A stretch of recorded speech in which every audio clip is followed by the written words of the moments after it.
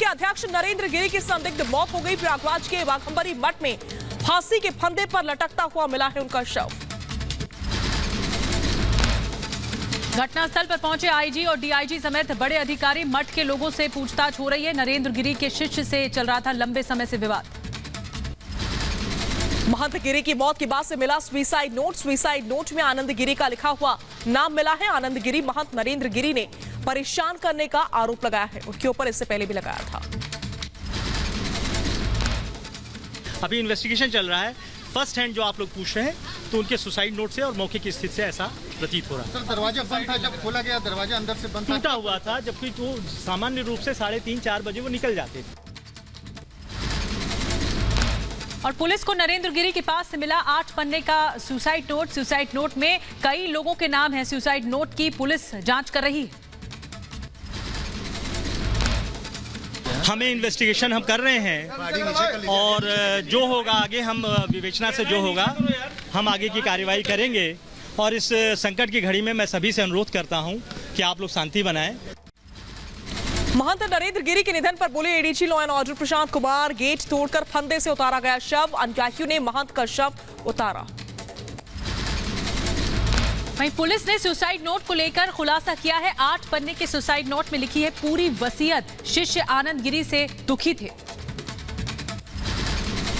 Suicide note के नाम आने पर आनंद गिरी की सफाई। कहा संपत्ति को लेकर खत्म हो गए थे मतभेद। गुरु और शिष्य को अलग करने की रची गई साजिश। जांच में पुलिस को सहयोग करूंगा। महंत नरेंद्र गिरी की मौत पर प्रधानमंत्री ने जताया दुख। ट्वीट कर लिखा, देहावसान अत्यंत दुखद है। संत समाज में नरेंद्र गिरी की बड़ी भूमिका थी। प्रभु उन्हें अपने चरणों में स्थान दे। सीएम योगी ने अखिल भारतीय अखाड़ा परिषद के अध्यक्ष महंत नरेंद्र गिरी की मौत को बताया अपूर्णीय क्षति। कहा नरेंद्र गिरी के अनुयायियों को दुख सहने की हिम्मत दे।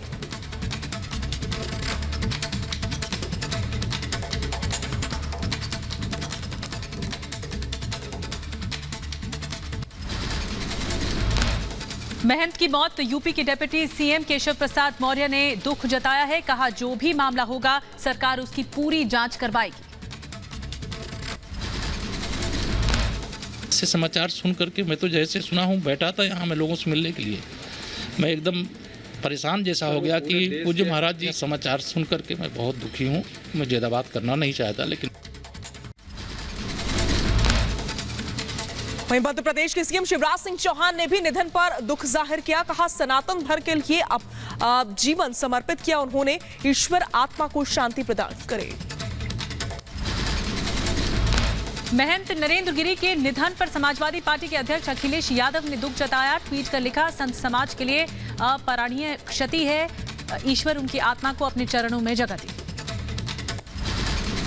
समाजवादी पार्टी के महासचिव रामगोपाल यादव ने भी दुख जाहिर किया। कहा संदिग्ध परिस्थितियों में निधन दुखद है।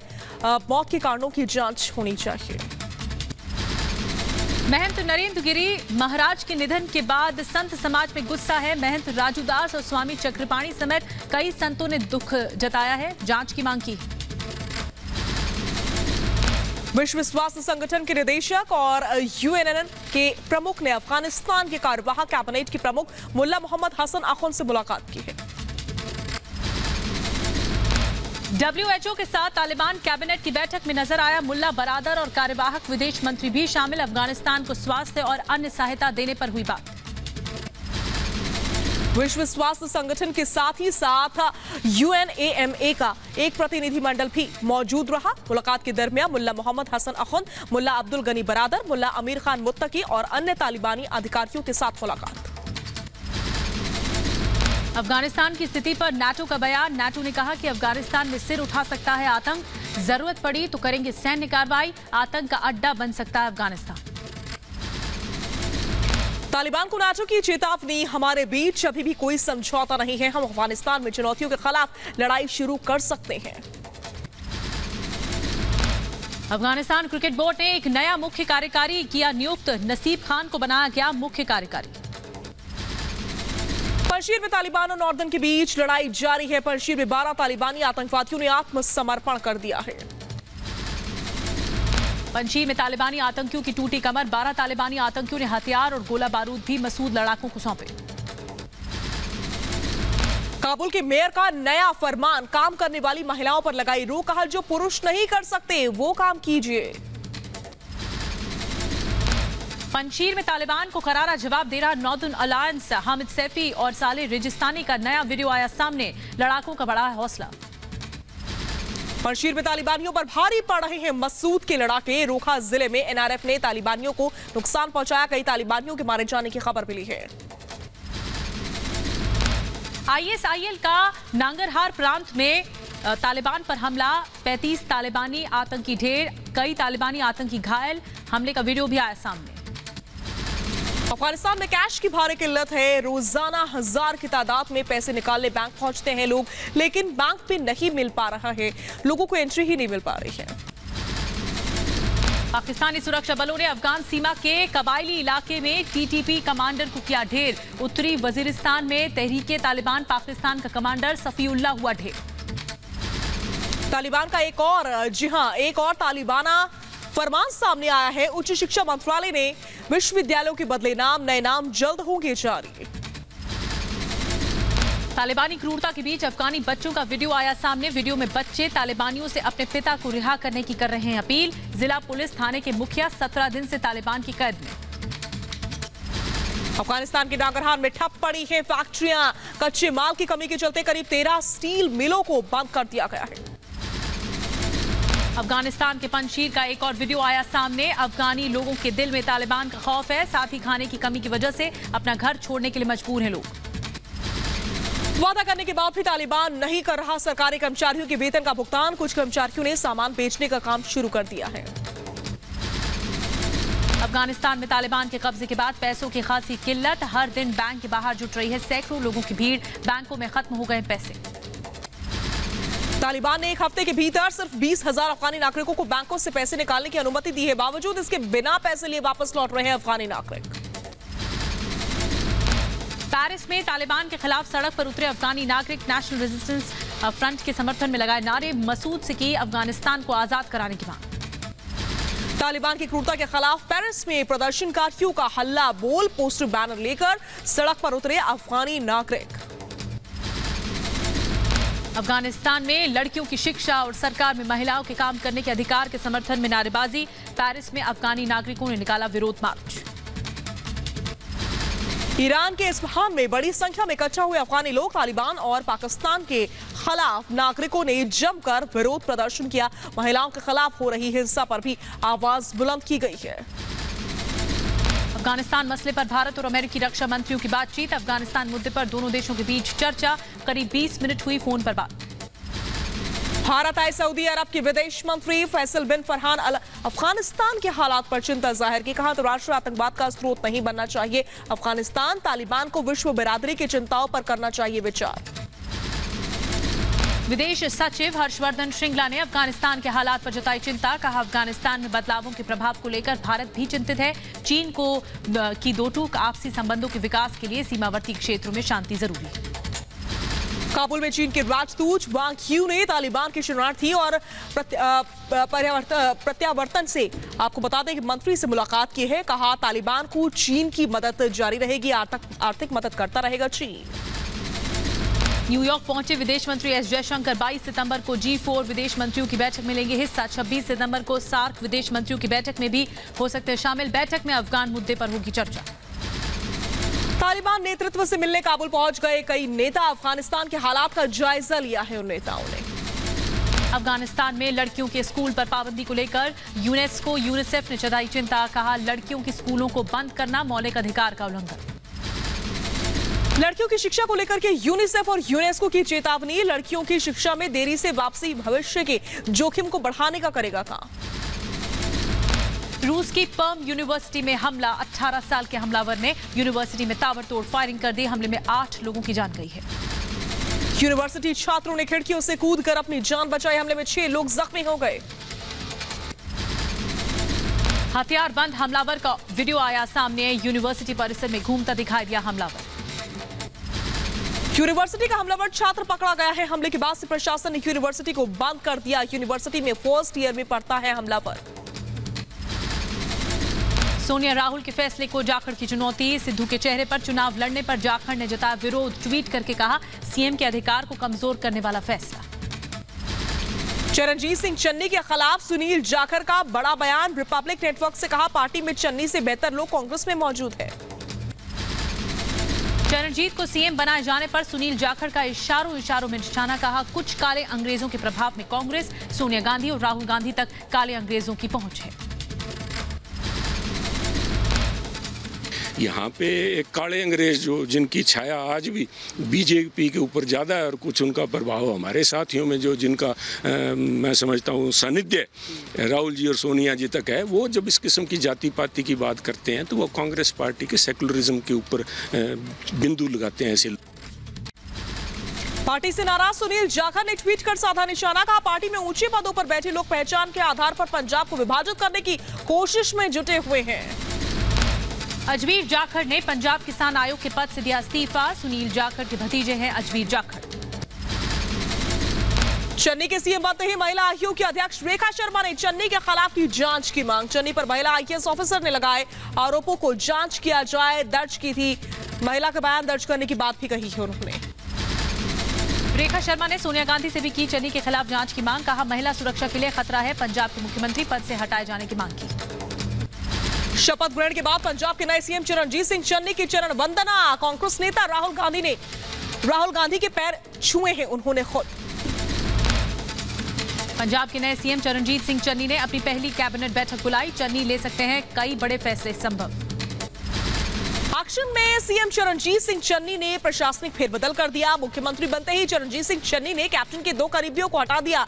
प्रिंसिपल सेक्रेटरी के पद से तेजवीर सिंह और गुरकीरत कृपाल सिंह को हटाया गया है। चरणजीत सिंह ने पंजाब के नए सीएम के तौर पर शपथ लेने के साथ ही पंजाब के लिए कई ऐलान किए हैं। चन्नी ने पंजाब में गरीबों और किसानों की बिजली पानी का बिल माफ कर दिया। सीएम बनते ही चन्नी का छलका किसानों के लिए दर्द। कहा हम पंजाब के किसानों को नहीं होने देंगे कमजोर। मैं आम आदमी किसान पर आंच आई तो गर्दन पेश कर दूंगा। गरीब और दलित परिवार के बेटे को पंजाब का सीएम बनाने के लिए चन्नी ने कांग्रेस पार्टी का शुक्रिया अदा किया। कहा सिख धर्म के पूरे तन मन से रक्षा करूंगा। पंजाब के सीएम चरणजीत सिंह चन्नी ने पूर्व सीएम अमरिंदर सिंह का भी गुणगान किया। कहा कैप्टन ने किया बहुत अच्छा काम, अब कांग्रेस के विचारधारा से होगा का। पंजाब को नया मुख्यमंत्री मिला। चरणजीत सिंह चन्नी ने मुख्यमंत्री पद की शपथ ली। राजभवन में हुआ शपथ ग्रहण समारोह। पंजाब के पहले दलित मुख्यमंत्री बने चरणजीत सिंह चन्नी। राज्यपाल बनवारी लाल पुरोहित ने चरणजीत सिंह चन्नी को पद और गोपनीयता की शपथ दिलवाई। विधानसभा चुनाव से पहले पंजाब में सीएम पद का बदला चेहरा। पंजाब के 16वें मुख्यमंत्री के तौर पर चरणजीत सिंह चन्नी ने शपथ ली। 2002 में पहली बार काउंसलर बने थे चरणजीत सिंह। पंजाब को नए मुख्यमंत्री के साथ मिले 2 नए डिप्टी सीएम। सुखजिंदर सिंह रंधावा उप मुख्यमंत्री के तौर पर उन्होंने शपथ ली है। पंजाब में ओपी सोनी को बनाया गया दूसरा उप मुख्यमंत्री। पंजाब कांग्रेस का बड़ा हिंदू चेहरा है सोनी। राज्यपाल बनवारी लाल पुरोहित ने ओपी सोनी को पद और गोपनीयता की शपथ दिलाई। शपथ ग्रहण समारोह के आखिर में राहुल गांधी राजभवन पहुंच गए। पंजाब के नए मुख्यमंत्री को राहुल गांधी ने बधाई दी। पंजाब के नए सीएम चरणजीत सिंह चन्नी के शपथ ग्रहण से कैप्टन अमरिंदर सिंह ने बनाई दूरी। शपथ ग्रहण समारोह में नहीं हुए शामिल। पंजाब में मुख्यमंत्री पद के अलावा उप मुख्यमंत्री के चेहरे को लेकर भी आपसी घमासान आया नजर। आखिरी वक्त में ऐलान के बावजूद ब्रह्मा मोहिंद्रा की जगह ओपी सोनी ने उप मुख्यमंत्री पद की शपथ ली है। प्रधानमंत्री मोदी ने चरणजीत सिंह चन्नी को पंजाब के नए मुख्यमंत्री बनने पर बधाई दी है। ट्वीट कर लिखा पंजाब के लिए मिलकर काम करेंगे। नवनिर्वाचित पंजाब की सीएम चरणजीत सिंह चन्नी ने पीएम की बधाई पर जताया आभार। साथ ही राज्य के विकास और जन कल्याण के लिए काम करने का वायदा किया है। चरणजीत सिंह चन्नी की पत्नी कमलजीत कौर रिपब्लिक भारत से खास बातचीत हुई। कमलजीत कौर ने चन्नी को मुख्यमंत्री बनाए जाने पर खुशी जताई। कहा हाईकमान और जनता की उम्मीदों पर खरे उतरेंगे चन्नी। चरणजीत सिंह चन्नी के शपथ लेने के बाद से कैप्टन ग्रुप ने बैठक की है। कांग्रेस नेता प्रताप बाजपा ने कैप्टन के फार्म हाउस में मुलाकात की। सांसद गुरजीत औजला, पूर्व स्वास्थ्य मंत्री बलबीर सिद्धू, राणा सोढ़ी समेत कई नेता मौजूद रहे। पंजाब को नया मुख्यमंत्री मिलते ही पूर्व सीएम कैप्टन अमरिंदर सिंह की सुरक्षा में ढील। एसएस नगर के सिसवान में कैप्टन अमरिंदर सिंह के फार्म हाउस के प्रवेश द्वार से पुलिस ने बैरिकेडिंग हटाना शुरू किया। पंजाब के नए मुख्यमंत्री चरणजीत सिंह चन्नी के निर्वाचन के बाद लुधियाना में कैप्टन अमरिंदर सिंह के बोझ उतार दिए गए हैं। चरणजीत सिंह चन्नी के शपथ ग्रहण के बाद बोले नवजोत सिंह सिद्धू, कहा आज मैं अच्छा महसूस कर रहा हूं। एक सीएम ने मेरी आस पूरी की, चाहे बिजली माफ हो या दूसरी बात। पंजाब कांग्रेस प्रभारी हरीश रावत के बयान पर कांग्रेस में मचा घमासान। हरीश रावत ने कहा सिद्धू का चेहरा सामने रखकर अगले साल लड़ेंगे विधानसभा चुनाव। सुनील जाखड़ ने जताया एतराज। हरीश रावत के बयान पर सुरजेवाला का डैमेज कंट्रोल, कहा चन्नी और सिद्धू दोनों होंगे पंजाब में चेहरा। चन्नी सरकार का तो सिद्धू संगठन का होंगे चेहरा। कांग्रेस की सरकार के मुखिया और चेहरे सरदार चरणजीत सिंह चन्नी हैं। हमारे प्रदेश कांग्रेस के अध्यक्ष सरदार नवजोत सिंह सिद्धू हैं। पंजाब का चुनाव मिलकर लड़ेंगे। बीजेपी नेता गौरव भाटिया का भी कांग्रेस पर हमला, कहा कांग्रेस ने दलित का इस्तेमाल किया, राजनीतिक लाभ के लिए बनाया सीएम। डूबता जहाज है कांग्रेस पार्टी। पंजाब के बीजेपी प्रभारी ने साधा कांग्रेस पर निशाना, कहा दलितों के वोट बैंक पर डाका डालने के लिए ये कांग्रेस ने रचा षड्यंत्र। इस तरह का दिखावा कई बार कर चुकी है कांग्रेस। कांग्रेस पर बीजेपी के अहमद मालवीय का हमला, कहा कांग्रेस की कुटिल राजनीति में दलित उनके लिए महज मोहरा है। राजस्थान में एक दलित युवक की लिंचिंग पर क्यों चुप है कांग्रेस पार्टी। चरणजीत सिंह चन्नी को सीएम बनाए जाने पर मायावती ने कांग्रेस पर साधा निशाना, कहा चरणजीत चन्नी को सीएम बनाना सिर्फ कांग्रेस का दिखावा है। मजबूरी में कांग्रेस को याद आए दलित। अब कुछ ही समय के लिए इनको पंजाब का मुख्यमंत्री बनाना, ये लगता है कि ये केवल इनका कोरा चुनावी हथकंडा है, इसके सिवाय कुछ भी नहीं है। मायावती का कांग्रेस पर बड़ा आरोप, कहा कांग्रेस को दलितों पर भरोसा नहीं, चुनाव में कांग्रेस गैर दलित चेहरा उतारेगी। चरणजीत सिंह चन्नी को कुछ वक्त के लिए सीएम बनाया, जो कांग्रेस का चुनावी हथकंडा है। पंजाब में कैप्टन बदले जाने के बाद छत्तीसगढ़ में भूचाल की आहट। स्वास्थ्य मंत्री टीएस देव अचानक दिल्ली पहुंच गए। सियासी अटकलों के बीच टीएस देव ने दिल्ली के दौरे को व्यक्तिगत बता दिया। नहीं लगाए जाने चाहिए, सब ठीक है और मैं शुद्ध निजी दौरे में आया हूं। मेरी सिस्टर का जन्मदिन है। परिवार के लोग माताजी के देहांत के बाद 1 साल होने को आ रहा है। हम लोग ऐसे ही मौकों पे साथ आते हैं।